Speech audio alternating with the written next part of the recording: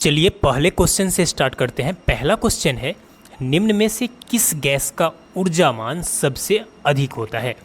Option number A right हो जाएगा। आपको बता दें कि हाइड्रोजन गैस का ऊर्जामान सबसे अधिक होता है।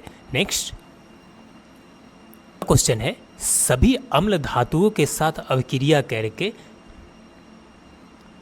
अगला क्वेश्चन है, सभी अम्ल धातुओं के साथ अभिक्रिया करके कौन सा गैस उत्पन्न करते हैं?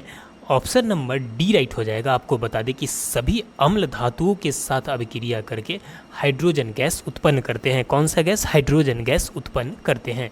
नेक्स्ट अगला क्वेश्चन है, खट्टे स्वाद के लिए कोशिकाएं जिह्वा के किस भाग में होते हैं? तो आपको बता दें कि खट्टे स्वाद के लिए कोशिकाएं जिह्वा के पार्श्व भाग में होते हैं। ऑप्शन नंबर सी राइट हो जाएगा, पार्श्व भाग में। नेक्स्ट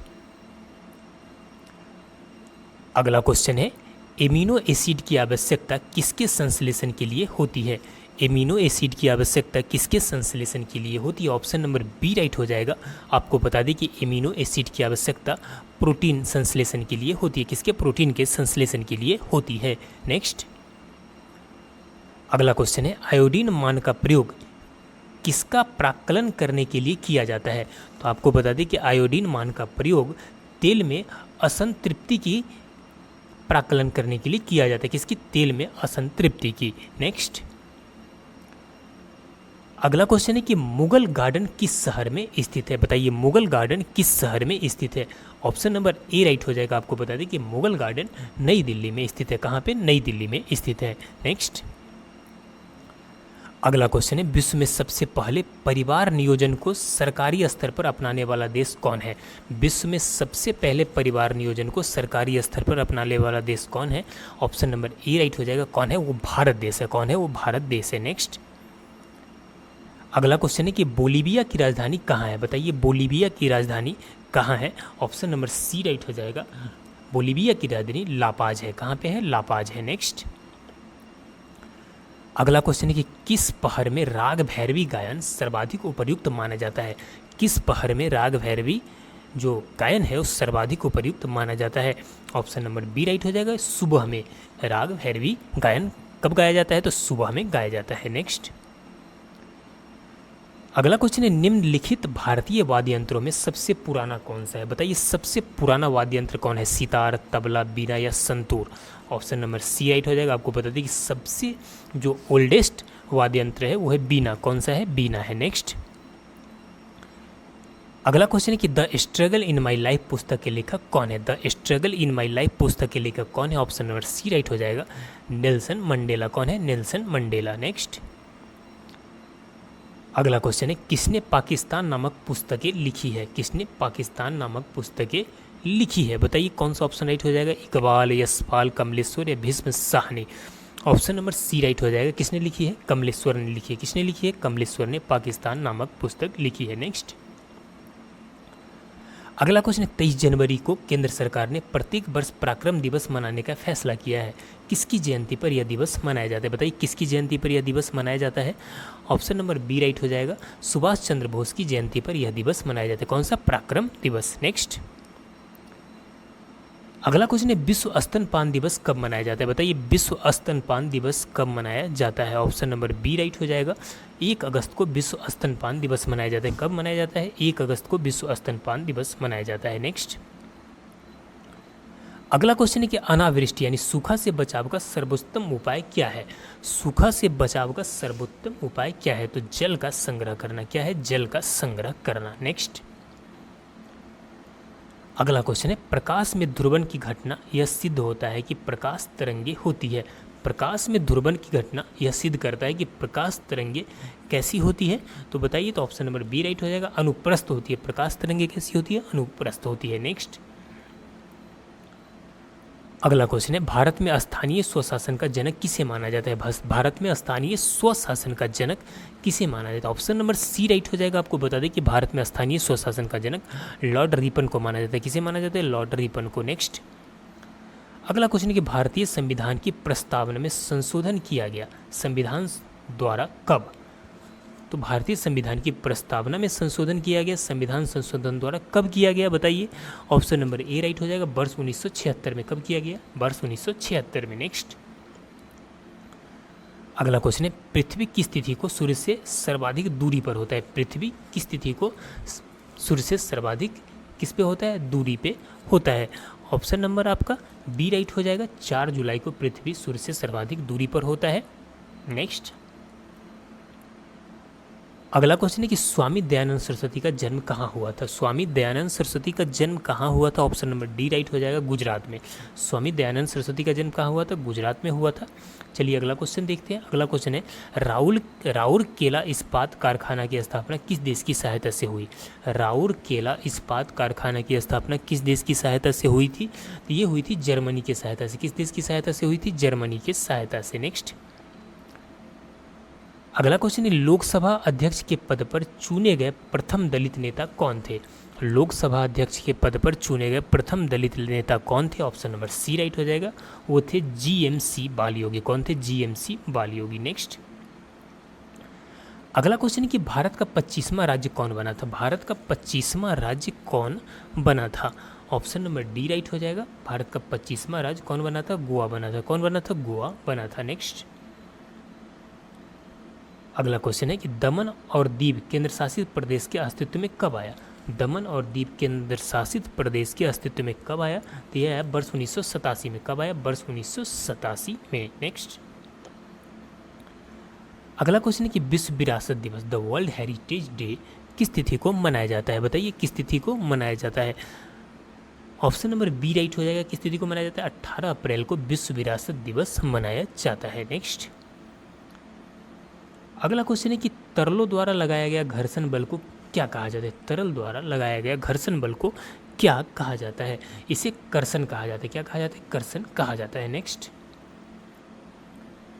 अगला क्वेश्चन है कि पहिए में बॉल बेरिंग का क्या काम है? पहिए में बॉल बेरिंग का क्या काम है? ऑप्शन नंबर बी राइट हो जाएगा। पहिए में बॉल बेरिंग का काम है गतिज घर्षण को बेलन घर्षण में बदलना। गतिज घर्षण को किस में? बेलन घर्षण में बदलना। नेक्स्ट, अगला क्वेश्चन है कि ऐसे पदार्थ जो घर्षण कम करते हैं कहलाते हैं। ऐसे पदार्थ जो घर्षण कम करते हैं वे क्या कहलाते हैं? तो उन्हें कहा जाता है स्नेहक। क्या कहा जाता है? स्नेहक। ऑप्शन नंबर बी राइट हो जाएगा, स्नेहक। नेक्स्ट, अगला क्वेश्चन है कि राजस्थान पहला राज्य है जिसने स्थानीय स्वशासन प्रारंभ किया था। क्या? स्थानीय स्वशासन। नेक्स्ट, अगला क्वेश्चन है कि दल बदल कानून भारतीय संविधान के किस अनुसूची में दिया गया है? दल बदल कानून भारतीय संविधान के किस अनुसूची में दिया गया है? ऑप्शन नंबर आपका बी राइट हो जाएगा, 10वीं अनुसूची में। किस अनुसूची में? 10वीं अनुसूची में दिया गया है। नेक्स्ट, अगला क्वेश्चन है कि प्रथम भाषाई राज्य किसे बनाया गया था? प्रथम भाषाई राज्य किसे बनाया गया था? ये बनाया गया था आंध्र प्रदेश को। प्रथम भाषाई यानी भाषा के आधार पर पहला राज्य बनाया गया था आंध्र प्रदेश को। नेक्स्ट, अगला क्वेश्चन है वह राज्य पहला कौन सा है जिसने परिसीमन के अधीन मतदान कराया? वह राज्य पहला कौन सा है जिसने परिसीमन के अधीन मतदान कराया था? तो वो राज्य आपका कौन सा है? तो वो राज्य है आपका कर्नाटक। कौन सा राज्य? कर्नाटक। नेक्स्ट, अगला क्वेश्चन, निम्नलिखित में से किसने किसी भारतीय राज्य में मुख्यमंत्री के रूप में सबसे लंबी सेवा की? तो भारतीय राज्य में मुख्यमंत्री के रूप में सबसे लंबी सेवाएं देने वाले मुख्यमंत्री कौन थे? तो वो थे ज्योति बसु। कौन थे? ज्योति बसु। नेक्स्ट, अगला क्वेश्चन है कि भारत में किस राज्य में महिला मुख्यमंत्री कभी नहीं बनी है? भारत के किस राज्य में अभी तक कोई भी महिला मुख्यमंत्री नहीं बनी है? तो वो है महाराष्ट्र। महाराष्ट्र में अभी तक कोई भी महिला मुख्यमंत्री नहीं बनी है। नेक्स्ट, अगला क्वेश्चन है कि महिलाओं के सशक्तिकरण के लिए राष्ट्रीय नीति किस वर्ष में अपनाई गई थी? महिलाओं के सशक्तिकरण के लिए राष्ट्रीय नीति किस वर्ष में अपनाई गई थी? तो ये अपनाई गई थी 2001 में। कब अपनाई गई थी? 2001 में। नेक्स्ट, अगला क्वेश्चन है कि रूसी क्रांति प्रारंभ किस शहर से हुआ? रूसी क्रांति का प्रारंभ किस शहर से हुआ था? तो ऑप्शन नंबर ए राइट हो जाएगा, सेंट पीटर्सबर्ग से रूसी क्रांति की प्रारंभ हुई थी। नेक्स्ट, अगला क्वेश्चन है वह प्रधानमंत्री कौन था जिससे पसंद अगला क्वेश्चन है वह प्रधानमंत्री कौन था जिसे संसद ने मतदान द्वारा अपदस्थ कर दिया था? बताइए वो प्रधानमंत्री कौन थे? तो वो प्रधानमंत्री थे वीपी सिंह। कौन थे? वीपी सिंह। नेक्स्ट, अगला क्वेश्चन है कि विश्व में सबसे बड़ा संविधान किस देश का है? विश्व में सबसे बड़ा संविधान किस देश का है? ऑप्शन नंबर ए राइट हो जाएगा। आपको बता दें कि विश्व में सबसे बड़ा संविधान भारत का है। नेक्स्ट, अगला क्वेश्चन है भारत छोड़ो आंदोलन 1942 में किस महीने में शुरू किया गया था? भारत छोड़ो आंदोलन 1942 किस महीने में शुरू किया गया था? ऑप्शन नंबर सी राइट हो जाएगा। अगस्त में। कब शुरू किया गया था? अगस्त में शुरू किया गया था भारत छोड़ो आंदोलन। नेक्स्ट अगला क्वेश्चन है, गांधी का दांडी मार्च किसका हिस्सा था? गांधी का दांडी मार्च किसका हिस्सा था? ऑप्शन नंबर सी राइट हो जाएगा। ये था सविनय अवज्ञा आंदोलन का हिस्सा। किसका हिस्सा था? सविनय अवज्ञा आंदोलन का हिस्सा था। नेक्स्ट अगला क्वेश्चन, नागपुर सुपारी तोड़ना का अर्थ क्या है? नागपुर सुपारी तोड़ना का अर्थ क्या है? तो इसका अर्थ हो जाएगा बहुत परेशान करना। क्या हो जाएगा? बहुत परेशान करना। नेक्स्ट क्वेश्चन है कि हिंदी वर्णमाला में अयोगवाह की संख्या कितना होती है? हिंदी वर्णमाला में अयोगवाह की संख्या कितनी होती है? ऑप्शन नंबर बी राइट हो जाएगा। 2। कितनी होती है? 2। नेक्स्ट अगला क्वेश्चन है कि निम्न में से धर्म का भाववाचक संज्ञा क्या होगा? निम्न में से धर्म का भाववाचक संज्ञा क्या होगा? ऑप्शन नंबर ए राइट हो जाएगा। धार्मिक। क्या होगा? धार्मिक। नेक्स्ट अगला क्वेश्चन है कि निम्नलिखित में से कौन एक संयुक्त व्यंजन है? निम्नलिखित में से कौन एक संयुक्त व्यंजन है? तो आपको बता दें कि अक्षर क्या है? संयुक्त व्यंजन है। अक्षर क्या है? संयुक्त व्यंजन है। नेक्स्ट अगला क्वेश्चन है कि निरोग में प्रयुक्त संधि का नाम क्या है? निरोग में प्रयुक्त संधि का नाम क्या है?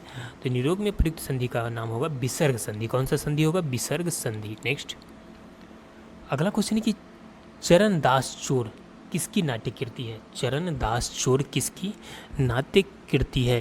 तो ये है हबीब तनवीर की। किसकी है? हबीब तनवीर की नाट्य कृति है। नेक्स्ट अगला क्वेश्चन है, भिक्षुक कविता के रचयिता कौन है? बताइए, भिक्षुक कविता के रचयिता कौन है? ऑप्शन नंबर बी राइट हो जाएगा। सूर्यकांत त्रिपाठी निराला। कौन है? सूर्यकांत त्रिपाठी निराला। नेक्स्ट अगला क्वेश्चन है, हार की जीत कहानी के कहानीकार कौन है?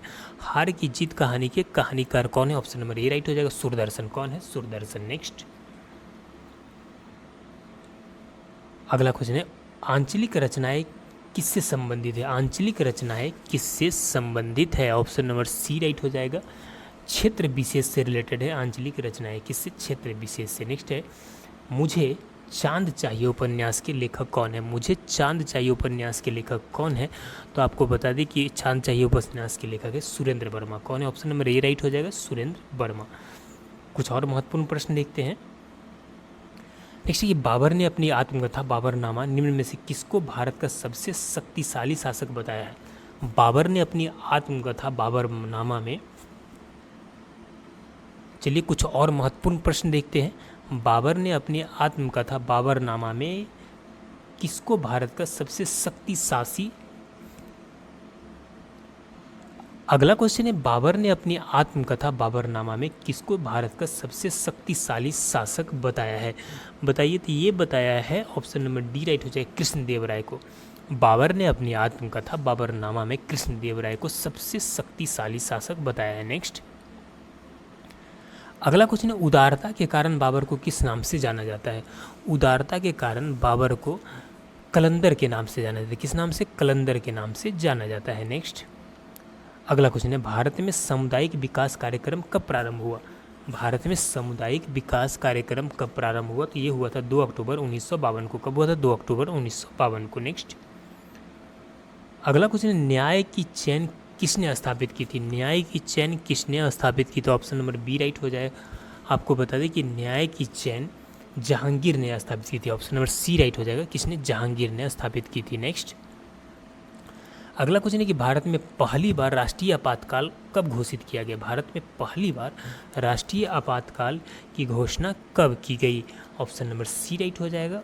वर्ष 1962 में पहली बार भारतीय राष्ट्रीय आपातकाल की घोषणा की गई। नेक्स्ट अगला क्वेश्चन है कि पंच जगत अवधारणा किसने दी थी? पंच जगत की अवधारणा किसने दी थी? ऑप्शन नंबर डी राइट हो जाएगा। आर.एच. व्हिटेकर ने। किसने दी थी? आर.एच. व्हिटेकर ने। नेक्स्ट अगला क्वेश्चन है कि भारतीय सांख्यिकी संस्थान के संस्थापक कौन थे? भारतीय सांख्यिकी संस्थान के संस्थापक कौन थे?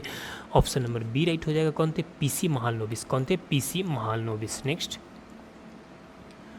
अगला क्वेश्चन है, किस संविधान संशोधन अधिनियम द्वारा लोकसभा एवं विधानसभा का कार्यकाल 5 वर्ष से बढ़ाकर 6 वर्ष कर दिया गया था? ये कौन सा संशोधन था? बताइए।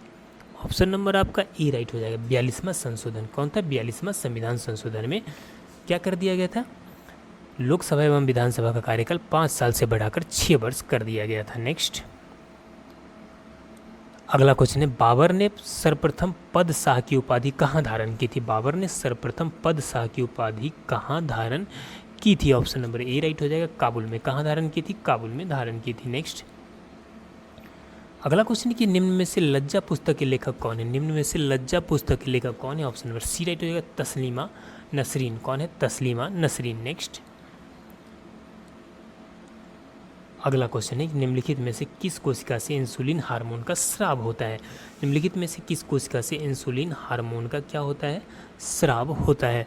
ऑप्शन नंबर बी राइट हो जाएगा। किससे होता है? बीटा कोशिका से। किससे होता है? बीटा कोशिका से। नेक्स्ट अगला क्वेश्चन है, दुनिया का सबसे बड़ी संसद निम्नलिखित में से किस देश की है? दुनिया की सबसे बड़ी संसद निम्नलिखित में से किस देश की? ऑप्शन नंबर सी राइट हो जाएगा, चीन की है। किस देश की है? चीन की है। नेक्स्ट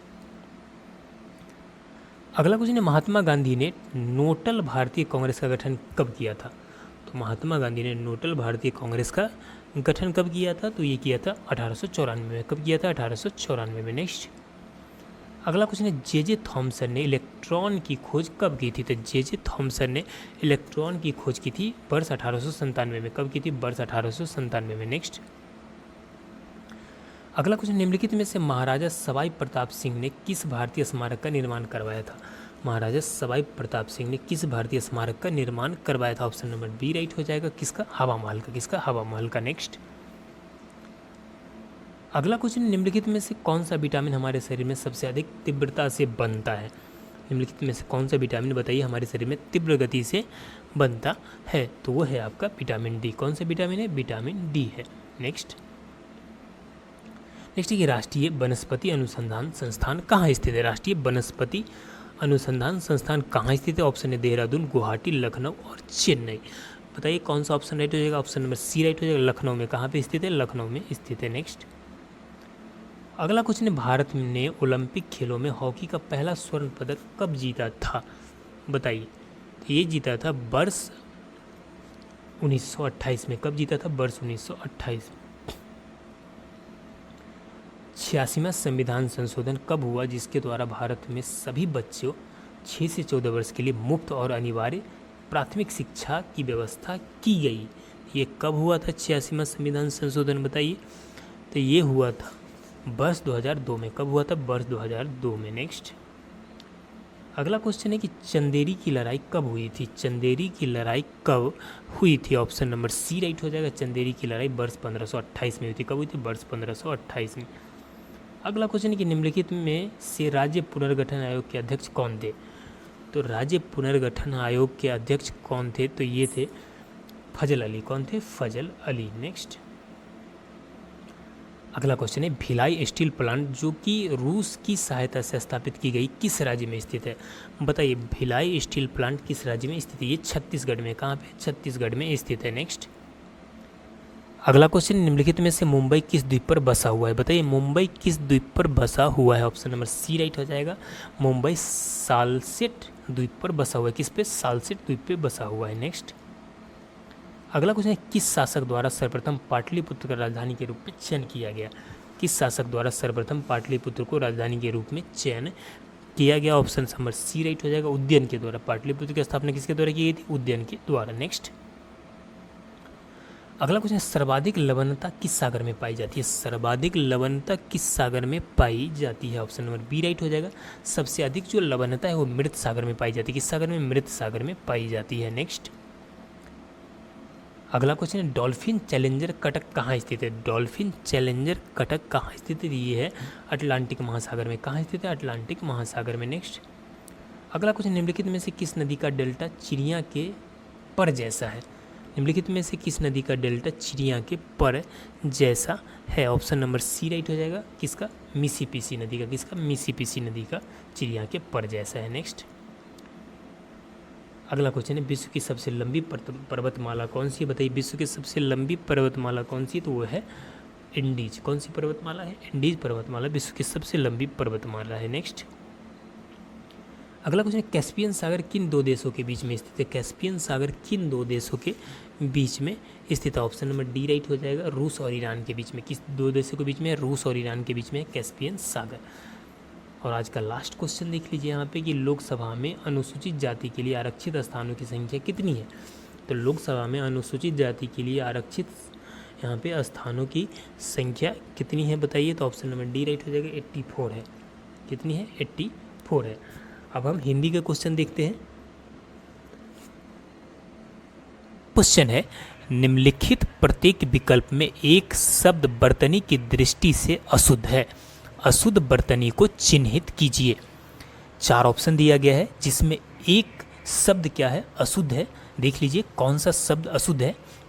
ज्येष्ठ भी सही है, सुगंध भी सही है और अक्षर भी क्या है? सही है। प्रतिपादन यहाँ पे गलत है, प्रतिपादन में हर्षिकार इधर से लगेगा। चलिए नेक्स्ट क्वेश्चन देखते हैं। यहाँ पे अशुद्ध वर्तनी को चिन्हित करना है। समर्थन, कवित्री, निर्णायक और व्यक्ति।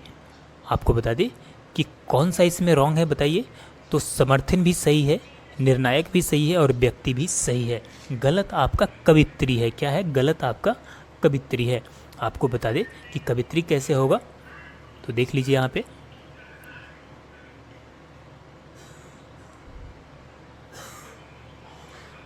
इस तरह से आपका कवित्री होगा, है ना। कवियत्री क्या होता है? शुद्ध कवियत्री। तो इसे ध्यान में रखिएगा, पिछले एग्जाम में भी यह क्वेश्चन पूछा गया था। नेक्स्ट,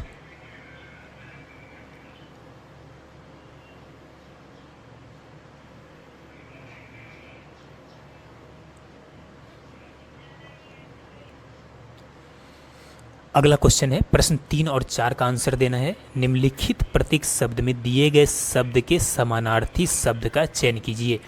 यानी यहाँ पे समानार्थी शब्द का आपको चयन करना है, जिसे हम पर्यायवाची शब्द बोलते हैं। परिणति का पर्यायवाची शब्द कौन होगा? ऑप्शन है अंत, परित्राण, अवशिष्ट और परिणय। बताइए कौन सा ऑप्शन आपका राइट हो जाएगा। आपको बता दी कि ऑप्शन नंबर ए राइट हो जाएगा। परिणति का समानार्थी यहाँ पे अर्थ हो जाएगा अंत। क्या हो जाएगा? अंत। क्या हो जाएगा? अंत। नेक्स्ट, एक और है जात देव। जात देव का आपको समानार्थी बताना है। तो जात देव कहा जाता है अग्नि को। ऑप्शन नंबर ए राइट हो जाएगा। जात देव किसे कहा जाता है? अग्नि को कहा जाता है। नेक्स्ट, अगला क्वेश्चन देख लीजिए। प्रश्न 5 से 8 तक के क्वेश्चन का आंसर देना है। दिए गए प्रत्येक वाक्य में रिक्त स्थान की पूर्ति उसी वाक्य में काले मोटे छापे के उपर्युक्त विलोम द्वारा की जानी है। इसके लिए 4 विकल्प प्रस्तावित है, उचित विकल्प का चयन कीजिए। देख लीजिए यहाँ पे जो काले मोटे, यानी आपका यहाँ पे कोमल लिखा हुआ है। कोमल शब्द सुनकर सांत्वना मिलती है, ना कि डैश शब्द। कोमल का विलोम यहाँ पे लिखना है। तो कोमल का विलोम आपका यहाँ पे क्या हो जाएगा? ऑप्शन नंबर ई राइट हो जाएगा। कोमल का विलोम यहाँ पे क्या हो जाएगा? कबीर हो जाएगा। क्या होगा? कोमल शब्द का सुनकर सांत्वना मिलती है, ना कि कबीर शब्द। नेक्स्ट क्वेश्चन है कि वह शास्त्रों का भले ही डैश हो पर लोकाचार में सर्वथा अनभिज्ञ है। तो बताइए अनभिज्ञ का आपका यहाँ पे क्या बताना है? विलोम बताना है। तो अनभिज्ञ का विलोम हो जाएगा अज्ञ। अनभिज्ञ मतलब उसे कुछ भी पता नहीं है। अज्ञ मतलब क्या होता है? वो जानता है। वह शास्त्रों का भले ही अज्ञ हो पर लोकाचार में सर्वथा अनभिज्ञ है। ये क्या हो जाएगा आपका? ऑप्शन नंबर ए राइट हो जाएगा, अज्ञ। नेक्स्ट, अगला क्वेश्चन है, मैं स्वयं डैश तो क्या सकारण पत्र भी कम ही लिखता हूँ। इसका विलोम आपको बताना है। मैं स्वयं डैश तो क्या सकारण पत्र भी कम ही लिखता हूँ। तो सकारण का विलोम यहाँ पे बताना है। तो मैं स्वयं सकारण का विलोम क्या हो जाएगा? ऑप्शन नंबर बी हो जाएगा, अकारण। मैं स्वयं अकारण तो क्या सकारण पत्र भी कम ही लिखता हूँ। नेक्स्ट, अगला क्वेश्चन देखिए, विज्ञान के डैश और नकारात्मक दोनों पहलू आज हमारे सामने हैं। विज्ञान के, अब नकारात्मक का आपका अपोजिट वाला यानी विलोम शब्द आपका आगे भरना है। विज्ञान के नकारात्मक का क्या होगा अपोजिट बताइए? तो सकारात्मक। यानी विज्ञान के सकारात्मक और नकारात्मक दोनों पहलू आज हमारे क्या है? सामने है। नकारात्मक का विलोम क्या हो जाएगा? सकारात्मक। नेक्स्ट, चलिए अब 9 नंबर और 10 नंबर क्वेश्चन का आंसर देना है। निम्नलिखित प्रत्येक वाक्यांश का सही अर्थ के लिए सही लोकोक्ति का चयन नीचे दिए गए विकल्पों में से कीजिए। यहाँ पे लोकोक्ति दिया गया है जिसका अर्थ आपको नीचे बताना है। विपदा सब पर आती है, ये किसका अर्थ है? विपदा सब पर आती है, ये किसका अर्थ है? तो ऑप्शन नंबर ए राइट हो जाएगा। चांद को भी ग्रहण लगता है, मतलब क्या होगा, विपदा सब पर आती है। चांद को भी ग्रहण लगता है, यानी जो सबसे बेस्ट है उसे भी कभी ना कभी प्रॉब्लम आता है, यानी विपदा सब पे आती है, तो चांद को भी ग्रहण लगता है। ये वाला ऑप्शन आपका क्या हो जाएगा, राइट हो जाएगा। नेक्स्ट अगला क्वेश्चन है, केवल दिखावे से नाम नहीं मिलता, ये किस लोकोक्ति का अर्थ है? केवल दिखावे से नाम नहीं मिलता, ये किस लोकोक्ति का अर्थ है? आप बताइए कौन सा ऑप्शन राइट हो जाएगा, एक बार पढ़ लीजिए। ऑप्शन नंबर आपका ए राइट हो जाएगा। जोग जुगत व जानी कपरे रंग भय बिरानी, इसका अर्थ है केवल दिखावे से काम नाम नहीं मिलता। नेक्स्ट अगला आपका 11 और 12 नंबर क्वेश्चन का आंसर देना है। निम्नलिखित प्रत्येक शब्द के लिए उसके नीचे दिए गए विकल्पों में से उपयुक्त समास का चयन कीजिए। आपको यहाँ पे समास बताना है। एक दिन क्लास में हम 2-3 क्लास लेंगे जिसमें हम समास को पूरे ख़त्म कर देंगे। आप बिल्कुल आसानी से समास पढ़ पाएंगे, बिल्कुल सिंपल है समास, और 2 क्वेश्चन पूछा जाता है समास से, और आप पूरा 2 क्वेश्चन एग्जाम में सही करके आएंगे, ये हमारा गारंटी है। तो चलिए, प्रत्यक्ष का समास क्या होगा बताइए। प्रत्यक्ष कौन सा समास है? आपको बता दें कि प्रत्यक्ष अव्ययी भाव समास होगा। क्या होगा? प्रत्यक्ष अव्ययी भाव समास होगा। नेक्स्ट पंकज कौन सा समास है? तो बताइए, पंकज बहुब्रीहि समास है। कौन सा समास है? जब बाहरी पद प्रधान हो तो बहुब्रीहि समास में आता है। जैसे पंकज किसे कहा जाता है? कमल को कहा जाता है। किसे कहा जाता है? कमल को। तो पंकज क्या होगा? बहुब्रीहि समास हो गया। नेक्स्ट अगला है आपका 13 और 14 नंबर क्वेश्चन का आंसर देना है। निम्नलिखित प्रत्येक वाक्य खंड के लिए उसके नीचे दिए गए विकल्पों में से एक शब्द चुनिए। बराबर वालों का मुकाबला के लिए एक शब्द क्या होगा? बराबर वालों का मुकाबला होता है तो उसके लिए एक शब्द क्या होगा बताइए। तो बराबर वाले मुकाबला को कहते हैं प्रतिद्वंद, यानी एक दूसरे का एकदम बराबर है, यानी प्रतिद्वंदी है। नहीं सुनते आप? ये प्रतिद्वंदी है एक दूसरे का, यानी एक दूसरे का बराबर है। नेक्स्ट यहाँ पे भी है, प्रिय के चिर वियोग से उत्पन्न मनोभाव, यानी अपने प्रिय के चिर वियोग से उत्पन्न मनोभाव के लिए एक शब्द कौन सा होगा? तो आपका होगा शोक। जब अपने प्रिय को कुछ हो जाता है तो हमें क्या होता है? शोक होता है उसके लिए। किसके लिए? प्रिय के चिर वियोग से हमें क्या होता है? शोक उत्पन्न होता है। नेक्स्ट अब चलिए यहाँ पे प्रश्न 16, 15 और 16 का आंसर देना है। क्या है? निम्नलिखित प्रश्नों में दिए गए वाक्यों से कुछ त्रुटि है और कुछ ठीक है। त्रुटि वाले वाक्य, जिस भाग में त्रुटि हो उस भाग का अक्षरक ABCD की आपका उत्तर है। यदि वाक्य में कोई त्रुटि ना हो तो कोई त्रुटि नहीं आपको बताना है।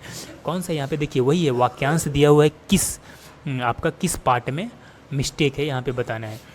तो देखिए, महंगाई की मार ने लोगों की इतनी कमर तोड़ी है कि किसी को त्यौहार मनाने का साहस नहीं हो पा रहा है। किसी को त्यौहार मनाने का साहस नहीं हो पा रहा है। अब देख लीजिए, यहाँ पे ध्यान देंगे हम कि महंगाई के मार ने लोगों की इतनी कमर तोड़ी है कि किसी को त्यौहार मनाने का साहस नहीं हो रहा है। यहाँ पे ऑप्शन नंबर आपको बता दे कि सी राइट हो जाएगा। ऑप्शन नंबर क्या हो जाएगा? सी राइट हो जाएगा। किसी को त्यौहार मनाने का, क्या यहाँ पे त्यौहार मनाने के लिए साहस नहीं होता है। साहस हम किस चीज़ में करते हैं? साहस कोई, जब हमें कोई बड़ा काम करना हो, कोई यानी मनोबल ऊंचा करने वाला काम करना हो, या कोई कठिन काम को करने की हम साहस करते हैं, तो यहाँ पे साहस नहीं होगा। यहाँ साहस क्या है? यहाँ पे गलत है। तो ऑप्शन नंबर आपका बी क्या हो जाएगा? सॉरी, ऑप्शन नंबर सी आपका आंसर हो जाएगा। कौन सा? ऑप्शन नंबर सी होगा। नेक्स्ट आगे देख लीजिए कि उस सड़क पर 2-2 मील पर एक पत्थर लगा हुआ था, कोई त्रुटि नहीं। कौन सा ऑप्शन में मिस्टेक है बताइए। तो आपको बता दें कि इसमें कोई भी मिस्टेक नहीं है। उस सड़क पर 2-2 मील पर एक पत्थर लगा हुआ है, ये बिल्कुल सही है, यानी ऑप्शन नंबर डी हो जाएगा, कोई मिस्टेक नहीं है। यह बात एक उदाहरण से अच्छी तरह समझाया जा सकता है। ये भी आपका, इसमें भी कोई त्रुटि नहीं, ये भी सेंटेंस पूरा सही है। यह बात एक उदाहरण से अच्छी तरह क्या किया जा सकता है? समझाया जा सकता है। तो ये भी, इसमें कोई प्रॉब्लम नहीं है। चलिए, अब जो महत्वपूर्ण पॉइंट्स है, 18 से 24 तक के क्वेश्चन का आंसर देना है। 4 विकल्प दिए गए हैं, यहाँ पे फिल इन द ब्लैंक्स करना है। आपको ये गद्यांश को पढ़ना है, थोड़ा ध्यान से पढ़ेंगे आप आसानी से इसका आंसर दे पाएंगे। देख लीजिए यहाँ पे कि सही अर्थों में मुगल वास्तुकला का आरंभ अकबर के काल में हुआ, बिल्कुल सही है। इस काल की सबसे महत्वपूर्ण इमारत दिल्ली हुमायूं का मकबरा है। यह एक भव्य मकबरा है। इस पर और ख़ासकर इसके गुंबद पर ईरानी बहुत ही स्पष्ट है, मगर ईरानियों की तरह ईंटों और पॉलिशदार टाइलों का डैश करने की जगह इस मकबरे को बनाने वाले भारतीय ने पत्थर और संगमरमर का इस्तेमाल किया है। मुगल वास्तुकला की दो डैश विशेषताएं इसमें भी स्पष्ट है, बड़े डैश द्वारा और पूरी इमारत का एक बड़े बाग में स्थित होना।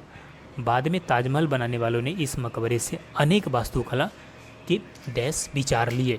अब देख लिए कि किस तरह से मुगल काल के बारे में यहाँ पे गद्यांश दिया गया है, यानी मुगल काल के बारे में यहाँ पे बताया जा रहा है कि किस तरह से उस समय में वास्तुकला को जगह मिली है, किस तरह से वास्तुकला का विकास हुआ है। तो चलिए अब क्वेश्चन को देख लेते हैं। सबसे पहला आप यहाँ पे देख लीजिए, 18 नंबर क्वेश्चन है कि इस काल की सबसे महत्वपूर्ण इमारत दिल्ली डैश हुमायूं का क्या है, मकबरा है।